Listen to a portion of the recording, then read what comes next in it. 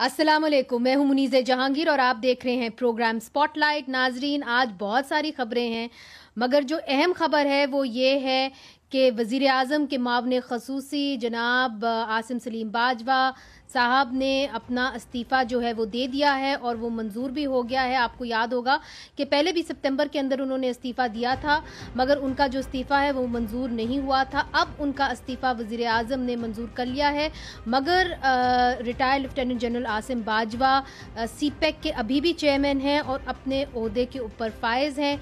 फिर हमने देखा कि आज किस तरह वज़ीर आज़म को एक नोटिस जारी किया गया, सुप्रीम कोर्ट ने नोटिस जारी किया।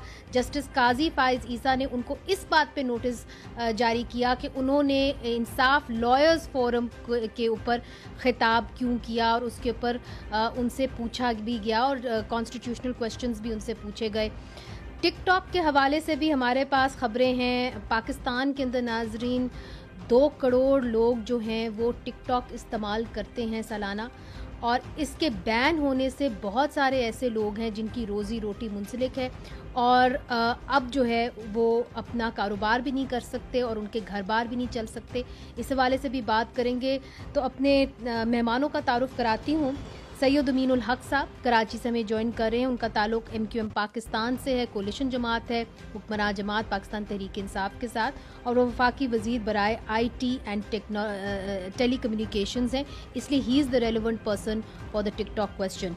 सेनेटर रुबीना खालिद साहिबा, उनका ताल्लुक पाकिस्तान पीपल्स पार्टी से है, किसी भी तारुफ की मोहताज नहीं है, और वो सेनेट की कमेटी बराए IT और टेली कम्युनिकेशन की चेयरपर्सन है, तो वो भी बहुत रेलेवेंट है सेनेट के अंदर।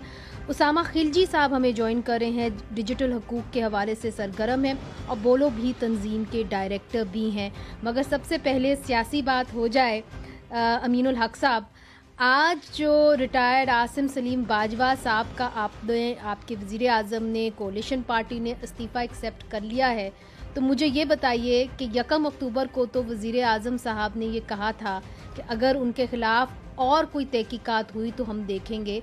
यकदम 1 अक्टूबर से 12 अक्टूबर तक क्या हुआ कि उनका इस्तीफ़ा उन्होंने एक्सेप्ट भी कर लिया और सारे मामलात जो हैं वो इस तरफ चले गए कि जी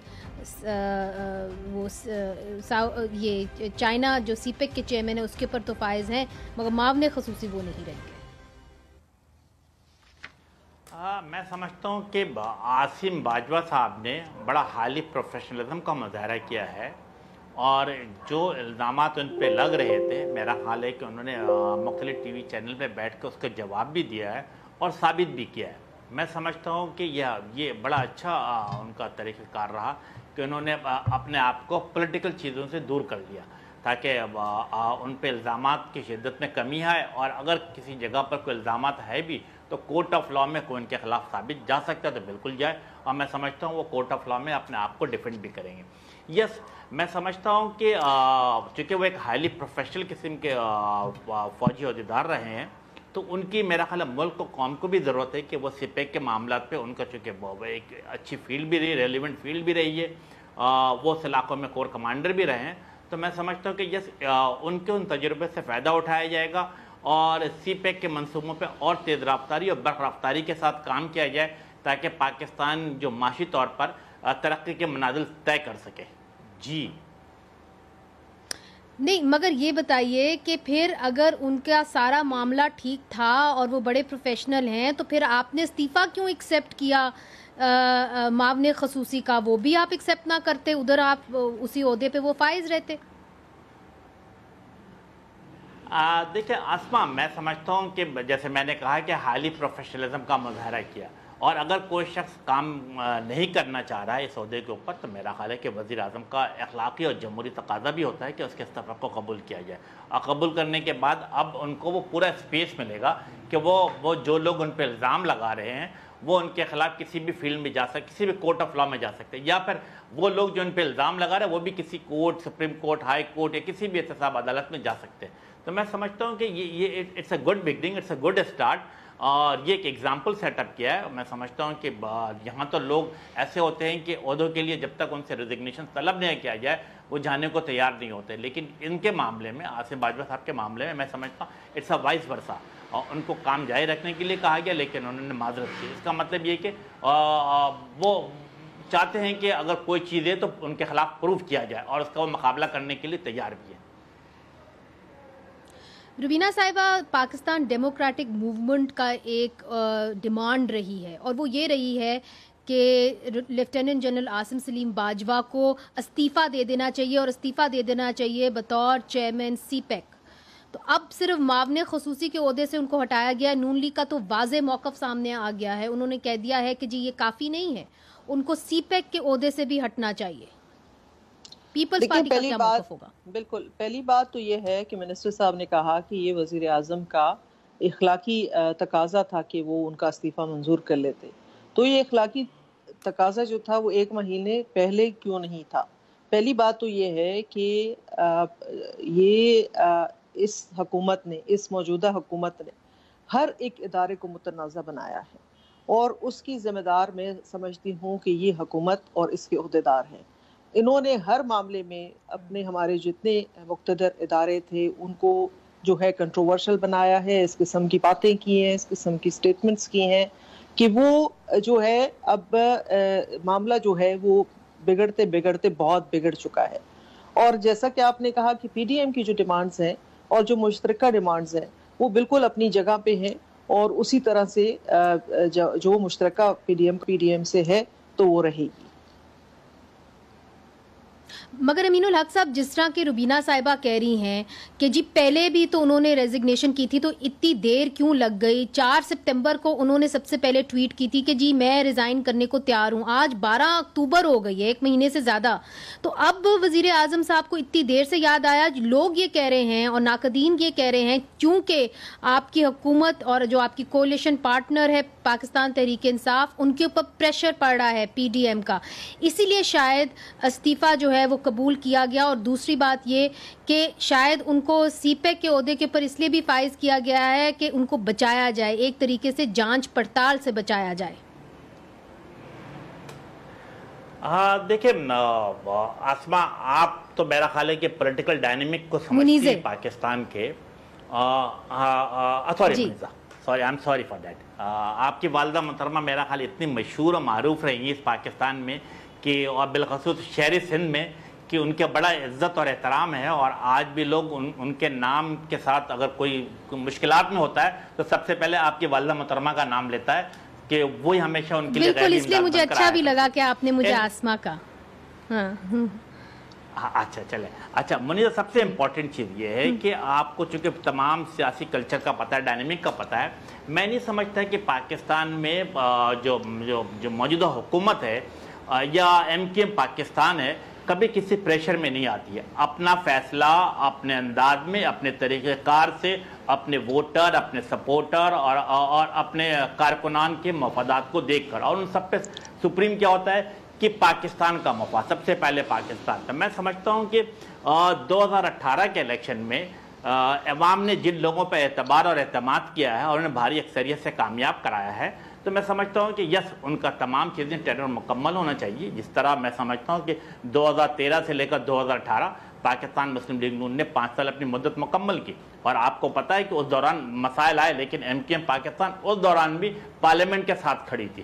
اسی طریقے سے اگر 2008 سے لے کر 2013 تو پاکستان پیپلز پارٹی کی حکومت تھی، اس وقت بھی ایم کیو ایم کی خواہش تھی کہ یہ پارلیمنٹ کی مدت مکمل ہونا چاہیے۔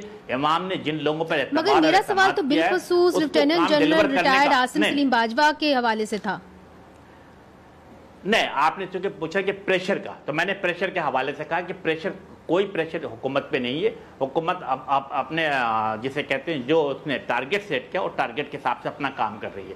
اب دوسری بات جو آپ نے پوچھی کہ پچھلے ماہ ریزگنیشن اور اب 1 مہینے 1.5 مہینے کے بعد قبول کر لینا، میں سمجھتا ہوں کہ اس کا زیادہ بہتر طریقے سے جواب تو میرا خیال ہے کہ پی ٹی آئی کی حکومت، پی ٹی آئی کے کو رہنما ہوتا تو وہ دیتا، لیکن میں نے جیسے آپ سے عرض کیا کہ اب اگر چونکہ وہ اس پولیٹیکل سائٹ پہ نہیں بیٹھے ہوئے ہیں تو وہ الزام لگانے والے بھی اور الزام کا جواب دینے والے بھی، میرا خیال ہے زیادہ بہتر طریقے سے کورٹ آف لا میں اپنی بے گناہی ثابت کرنے میں ان کو آسانی رہے گی۔ تو میں سمجھتا ہوں کہ yes, it's a right time, it's a right decision by the Asim Bajwa, ہم ان کو سپورٹ کرتے ہیں اس معاملے میں۔ ٹھیک ہے. امین الحق صاحب, آپ کے رہنما ہوتے تھے الطاف حسین صاحب, آپ کو یاد ہوگا, اب تو وہ اسکرین کے اوپر نظر بھی نہیں ہوتے تھے, مگر یہ معاملہ تب شروع ہوا جب ان کے اوپر قدغنیں لگنی شروع ہوئیں, بینز لگنے شروع ہوئے, اور اب ہم دیکھ رہے ہیں کہ قدغنیں لگ رہی ہیں نئے ایپس کے اوپر جس طرح ٹک ٹاک, اور آپ چونکہ آئی ٹی کی منسٹری سے آپ کا تعلق ہے, اس کو آپ نے سنبھالا ہوا ہے, تو اس کے حوالے سے بھی میں نے آپ سے پوچھنا ہے. مگر سب سے پہلے ہم آپ کو دکھاتے ہیں کہ کیسے پاکستان کے اندر جو بینز ہیں نہ صرف ٹک ٹاک کے اوپر مگر یوٹیوب کے اوپر بھی تھریٹن کیا گیا, پھر کس طرح پیکا لا کو استعمال کرتے ہوئے صحافیوں کو بھی خاموش کیا جا رہا ہے, اس کے حوالے سے آپ سے پوچھیں گے. اور ابھی ہم دیکھتے ہیں کہ پیکیج میں ہے کیا ٹک ٹاک کے حوالے سے, دکھائیے.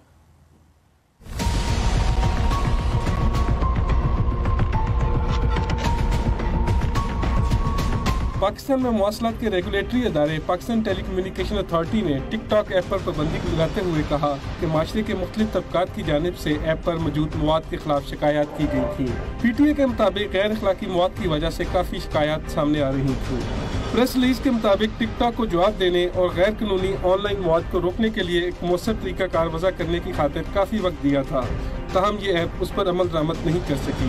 شکایات کے حوالے سے معلومات حاصل کرنے کے لیے جب اسپاٹ لائٹ کی ٹیم نے پی ٹی اے کے ترجمان سے رابطہ کیا تو انہوں نے بات کرنے سے انکار کر دیا. پاکستان ٹک ٹاک کی 12ویں بڑی مارکیٹ ہے اور 43 ملین ڈاؤن لوڈ ہیں.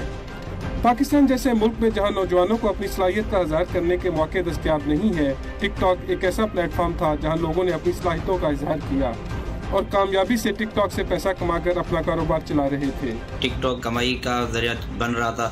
وہ دیکھیں ہم نے 8 ماہ خود گھر سے پیکیج لگا کے اپنی محنت کر کے اب اوپر آئے ہیں, تو اب ہمیں کوئی اسپانسر اگر مل رہے تھے تو اس کی وجہ سے یہ بند ہو گئے.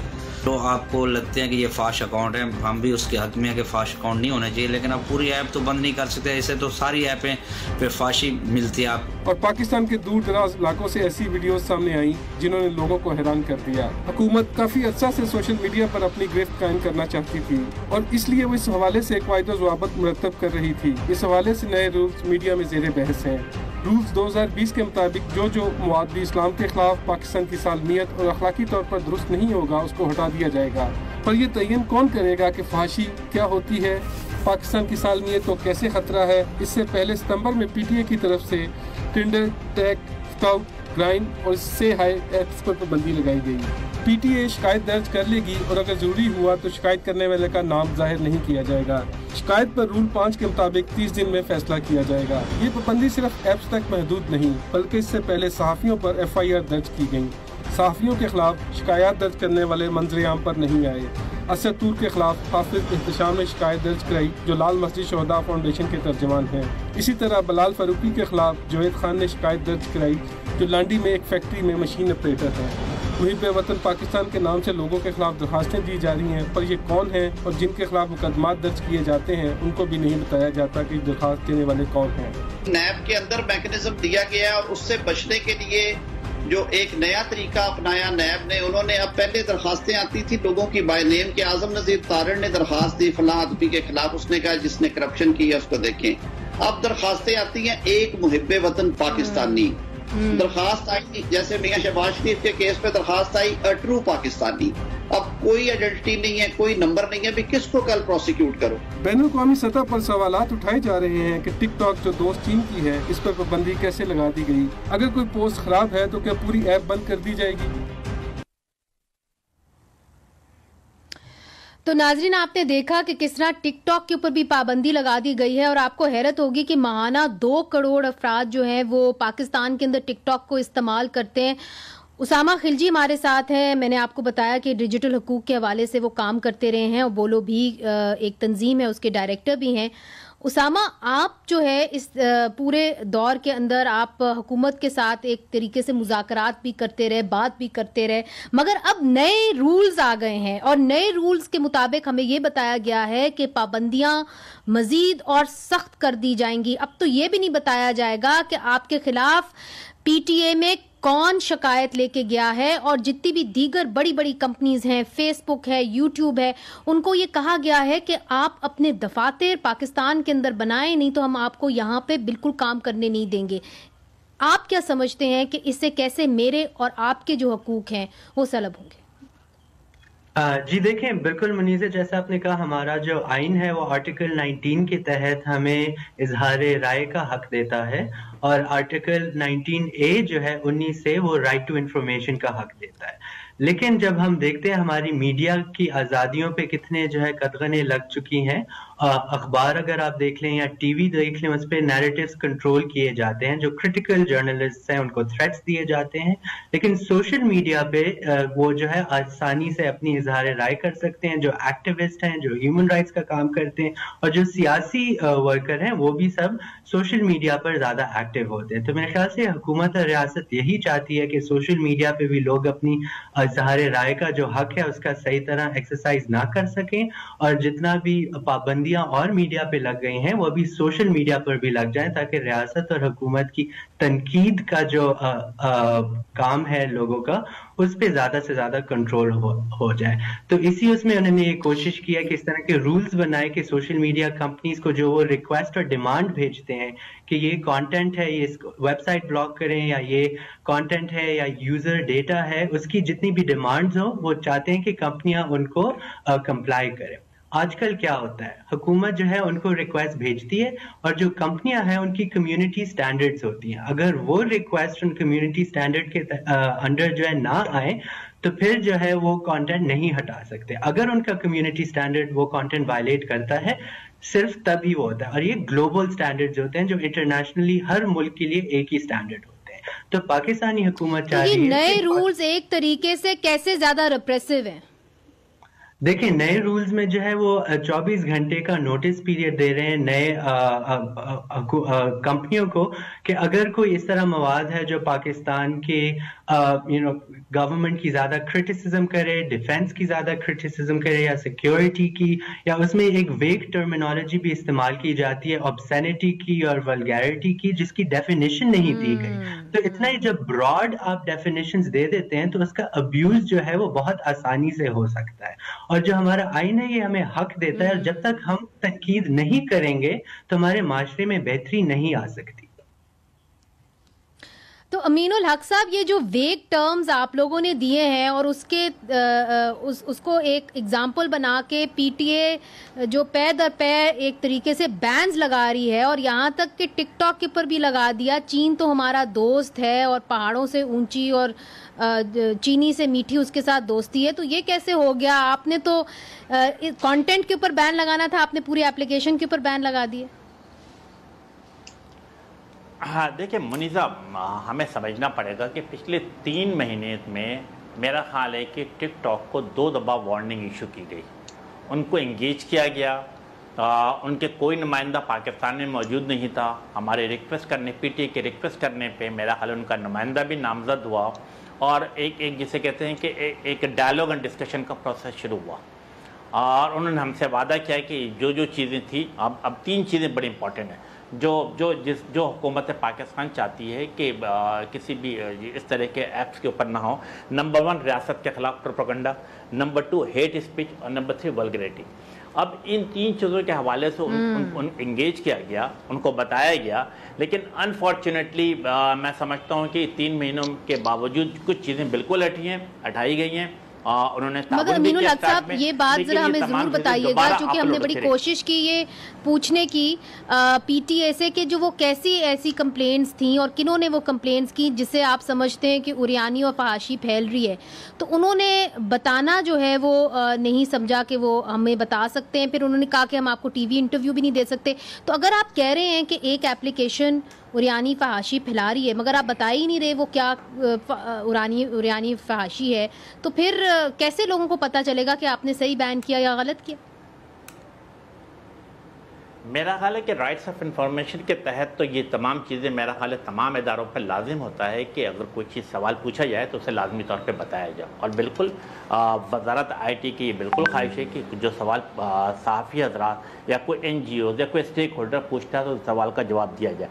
میں بنیادی طور پہ ایک بات آپ کو بتا دوں کہ وزارت آئی ٹی ایسی کسی بھی پابندی کے خلاف ہے جو کسی بھی ترقی کے راہ میں رکاوٹ ہو. تو یہ تو ہماری اپنی بنیادی پالیسی بھی ہے. اور پھر اپنا منیزہ آپ کو یہ بھی پتا ہے کہ میرا تعلق ایم کیو ایم پاکستان سے ہے جو پروگریسو، لبرل اور ماڈریٹ سیاسی جماعت ہے. اور جس نے ہمیشہ جیسے کہتے ہیں خواتین کو بااختیار بنانا، یعنی امپاورمنٹ آف وومن کے لیے جدوجہد کر رہی ہے، اور نہ صرف اس میں بلکہ منسٹری آف آئی ٹی میں بھی ہم نے میک شیور کیا ہے کہ منسٹری آف آئی ٹی میں بھی میک شیور کیا ہے کہ ہر جگہوں پر خواتین کی تعداد بڑھائی جائے. یہ ہر جگہ ہمارا لاؤڈ اینڈ کلیئر میسج بھی ہے. تو ٹھیک ہے، مجھے ادھر اجازت دیجیے، مجھے ایک چھوٹا سا وقفہ لینا ہے. امین الحق صاحب، اب سوال یہ ہے کہ آپ نے کہا کہ آپ روشن خیال جماعت ہیں، اس لیے ہمیں بڑا حیرانگی ہو رہی ہے کہ کیسے یہ بینز اس طریقے سے ہو گئے ہیں، اور یہ بھی نہیں بتایا جا رہا کہ یہ بینز جو ہے ان کا جواز کیا ہے.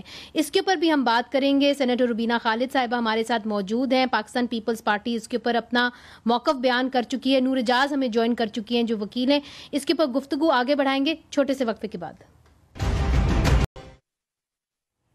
ویلکم بیک ناظرین. سپاٹ لائٹ ہے ٹک ٹاک کے اوپر پابندی پر، اور اس کو ایمنسٹی انٹرنیشنل نے بڑے سخت الفاظوں کے اوپر کنڈیم بھی کیا، اس کے اوپر تنقید بھی کی ہے، اور انہوں نے یہ کہا ہے کہ in the name of a campaign against vulgarity people are being denied the right to express themselves on line.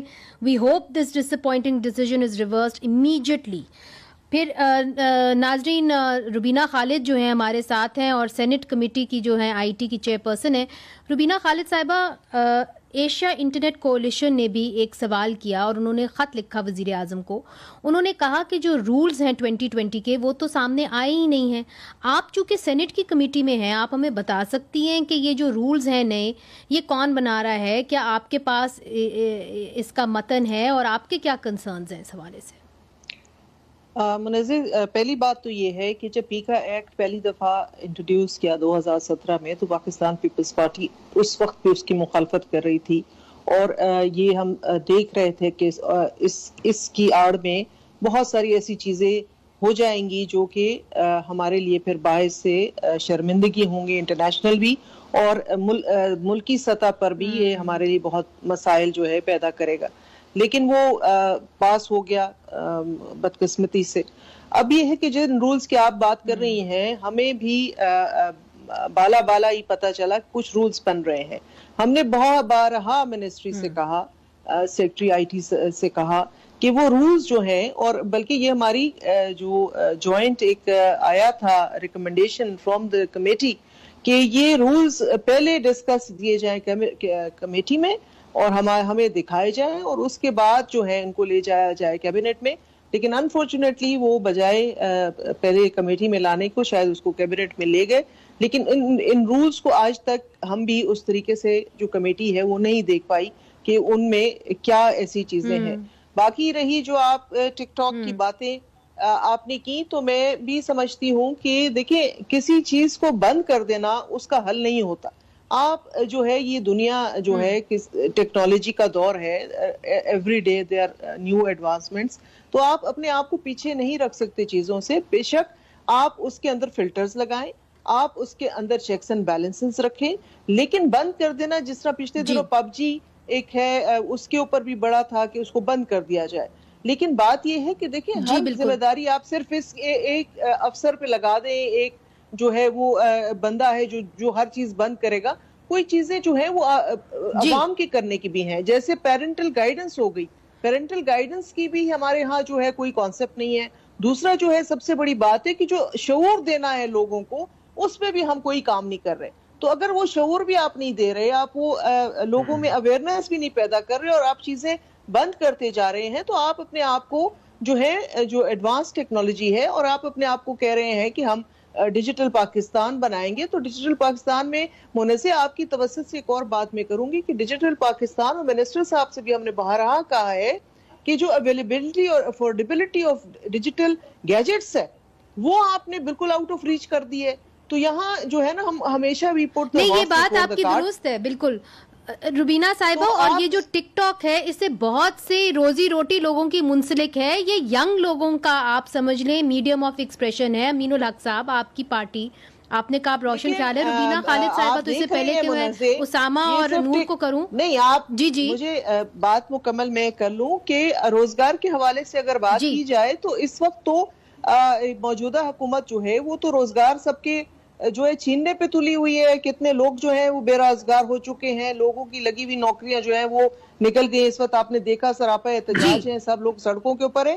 تو یہ ساری باتیں جو ہیں اس کے اوپر یہ ٹک ٹاک والے بھی جیسے آپ کہہ رہی ہیں لوگوں کا کام بند ہو گیا, تو پاکستان میں تو میجورٹی لوگ جو ہیں وہ سفید پوش طبقہ جو ہے وہ بھی بالکل نہیں درست, آپ نے یہ بالکل درست کہا. ہم خود امین الحق صاحب ہم بہت سارے ینگ لوگوں کو جانتے ہیں.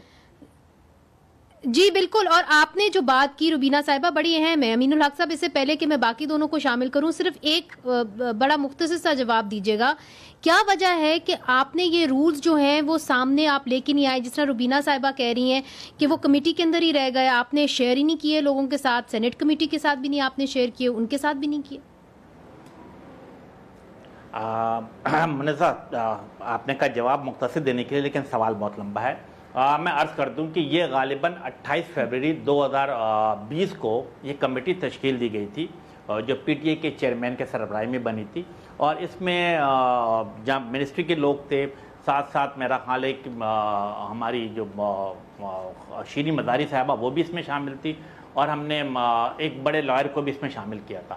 اور انہوں نے تمام جسے کہتے ہیں اسٹیک ہولڈر سے ڈسکشن کیا, اور ڈسکشن کرنے کے بعد یہ تمام چیزیں میرا خیال ہے پہلے CCLC سے پاس ہوئی ہے غالباً 28 سپتمبر کو. اچھا, یہ بات اب آپ کے سے علم میں لا دوں کہ جب 28 فروری کو یہ کمیٹی بن رہی تھی تو اس وقت MQM کا کوئی بھی وزیر موجود نہیں تھا. خالد مقبول صدیقی جو ہے وہ غالباً 8 جنوری کو ریزائن دے کے چلے گئے تھے, اور میں نے 28 غالباً لاسٹ ویک آف اپریل میں حلف اٹھایا تھا. لیکن میں روبینہ صاحبہ کی بڑی عزت کرتا ہوں, IIT کی چیئرپرسن بھی ہیں سینٹ کی, کہ ان کی اس بات کو میں بالکل 100% ان کا ساتھ دوں گا کہ یس, ان تمام چیزوں کے اسٹینڈنگ کمیٹی میں آنا چاہیے تھا, تمام منتخب نمائندوں کے نظروں سے گزر کر کی چیزیں آنا چاہیے. اب آپ ابھی شیئر کر لیں, ابھی بھی دیر از اے ٹائم ان کے ساتھ ابھی شیئر کر لیں. ہاں, میرا خیال بالکل آپ بالکل میں سمجھتا ہوں کہ یس, ڈائریکٹیو ول بی گیون کہ تمام اسٹینڈنگ کمیٹی چاہے وہ سینٹ کی قومی اسمبلی کے, ان کے ساتھ شیئر ہونا چاہیے. ان کے اسٹیک ہولڈر کو, یہ ہماری بڑی اسٹیک ہولڈر ہے. چلیں, یہ تو اچھی بات ہے, یہ تو بہت اچھی بات ہے. پبلک کے ساتھ جی نور, میں آپ سے جی ٹھیک نور میں آپ سے جاننے کی کوشش کروں گی ایک اور پہلو ہے اس کا, چونکہ آپ وکیل ہیں. یہاں پہ کہا جاتا ہے vulgarity, integrity of Pakistan, ideology of Pakistan, Pakistan کی آئیڈیالوجی کیا ہے, یہ بڑے ویگ ٹرمز ہیں. یہ امین الحق صاحب کے لیے کچھ اور ہوں گے, روبینہ خالد صاحبہ کے لیے کچھ اور ہوں گے, آپ کے لیے کچھ اور ہوں گے. جب آپ عدالت کے اندر جاتے ہیں تو آپ کیسے اس کو پروف کرتے ہیں کہ جی انہوں نے صحیح کیا یا غلط کیا بیان لگا کے؟ شکریہ منیزہ, بہت بہت. پہلی چیز تو یہ عدالتوں کو فیکٹس آف دا کیس دیکھ کے پتہ کرنے کی ضرورت ہوتی ہے کہ کیا چیز ولگر تھی آن دا فیکٹس, یا کیا چیز ولگر نہیں تھی, یا کیا چیز جو تھی آپ کی پاکستان کی انٹیگریٹی کو ہرٹ کرتی ہے, فرینڈلی ریلیشنز کو ہرٹ کرتی ہے. لیکن میں صرف ایک بات ضرور کہنا چاہوں گی کہ عدالتوں نے بھی موریلٹی اور انڈیسنسی, فحاشی کے حوالے سے جب بھی فیصلے کیے ہیں تو بلکہ انہوں نے اس چیز پہ فیصلے کیے ہیں یہ بات کو سمجھتے ہوئے کہ وقت کے ساتھ ساتھ ایسے جو پیراڈائمز ہیں, ایسے جو خیالات ہیں یہ بدلتے بھی رہتے ہیں, تو اس کے ساتھ ساتھ بھی یہ فحاشی جیسے جو کانسیپٹس ہیں وقت ٹائم کے ساتھ ایوالو کرنے چاہیے, سوسائٹی کے ساتھ ایوالو کرنے چاہیے. یہ تو بلکہ بات سعادت حسن منٹو کے ساتھ کے کیس کے ٹائم سے چلی آ رہی ہے. 2016 میں جب مالک فلم آئی اور اس پر بین لگا گیا تو شمس محمود مرزا صاحب لاہور ہائی کورٹ کے جج نے بولا کہ آرٹسٹک ایکسپریشن ایک فنڈامنٹل رائٹ ہے. ایک آرٹسٹ کا کام جس طرح سے وہ اپنے آپ کو ڈپکٹ کرتا ہے, سوسائٹی کو ڈپکٹ کرتا ہے, جس طرح سے وہ آرٹ کا استعمال کرتا ہے, وہ فنڈامنٹل رائٹ ہے. میرا ماننا یہ کہ ٹک ٹاک کے جو بین ہے فحاشی کی بنیاد پر, یہ اس ججمنٹ کی بھی خلاف ورزی کرتا ہے. یہ دلچسپ بات آپ نے کی ہے کہ آلریڈی اس کے اوپر ایک عدالتی فیصلہ موجود ہے جو کہتا ہے کہ آزادی اظہار رائے آپ کا بنیادی حق ہے. اس کے اوپر ہم مزید بات کریں گے. آپ نے بڑی دلچسپ پوائنٹ اٹھایا ہے وقفے کے بعد. ویلکم بیک ناظرین. اسامہ مجھے یہ بتائیے, یہ جو ٹک ٹاک کے اوپر بین لگا ہے اور پھر بہت سارے اور بھی کہا جا رہا ہے کہ جی یوٹیوب کو بھی دیکھ کے اپنا جو ہے کانٹینٹ وہ شائع کرنا چاہیے, اس کی جو ایک بزنس اٹھا ہے ڈیجیٹل میڈیا کا اور اس سے لوگوں کے بھی بزنسز منسلک ہیں, اس کے اوپر کیا اثر ہوگا یہ جو نئے رولز آ رہے ہیں اس حوالے سے؟ بالکل جی, دیکھیں دو قسم کے استعمال ہوتے ہیں جو لوکل IT انڈسٹری ہے, کانٹینٹ کریٹرز انڈسٹری ہے. پہلے تو یہ ہے کہ جو کانٹینٹ کریٹرز ہیں وہ خود جب کانٹینٹ بناتے ہیں تو اس سے ان کا سورس آف انکم بنتا ہے, کافی ان کی ارننگ ہوتی ہے. اور اس کا ایک ہی طریقہ ہوتا ہے کہ جو برانڈز ہیں اور دیگر کمپنیاں ہیں وہ ان کے جو چینلز ہیں ٹک ٹاک کے یا یوٹیوب پہ اس پہ ایڈورٹیزمنٹس ڈالتی ہیں، ان کو کہتے ہیں کہ آپ اس قسم کا کانٹینٹ بنائیں اور اس سے جو ہے وہ سورس آف انکم بن جاتا ہے، اور یہ کافی بڑی انڈسٹری بن گئی ہے۔ اور دوسرا جو ایشو ہے وہ یہ ہے کہ ایز اے مارکیٹنگ ٹول جو کمپنیز کے لیے استعمال کیا جاتا ہے تو اس پہ امپیکٹ آتا ہے، کیونکہ آج کل شفٹ ہو رہا ہے آپ کی ساری ایڈورٹائزنگ ڈیجیٹل کے اوپر، اور تو وہ خود بھی کمپنیاں جو ہیں اس کا استعمال کر رہی ہوتی ہیں، اس میں انویسٹمنٹ کی جاتی ہے۔ جب 4 سال کے لیے یوٹیوب بلاک ہوا تھا تو پاکستان جو ہے اور ملکوں سے 4 سال پیچھے رہ گیا تھا، کیونکہ اور پوری دنیا میں مگر اسامہ مجھے ایک بات بتائیے کہ یہ امین الحق صاحب کہہ رہے ہیں کہ جی کہیں نہ کہیں سٹیک ہولڈر سے بات چیت تو ہوتی رہی ہے، وہ کہہ رہے تھے یقیناً ان کے آنے سے پہلے یہ سب کچھ ہوا، مگر یہ بھی لکھا گیا تھا کہ سٹیک ہولڈر سے بات ہوئی جس کے نتیجے میں یہ رولز بنے۔ جی، سب سے پہلے تو مجھے یہ حیرت ہو رہی ہے کہ امین الحق صاحب خود کہہ رہے ہیں کہ وہ نہیں سمجھتے کہ بین ہونا چاہیے، وہ آئی ٹی منسٹر ہے، تو ابھی تک کیوں یہ بین ہوا ہے اور انہوں نے اس پہ کوئی قدم کیوں نہیں اٹھایا؟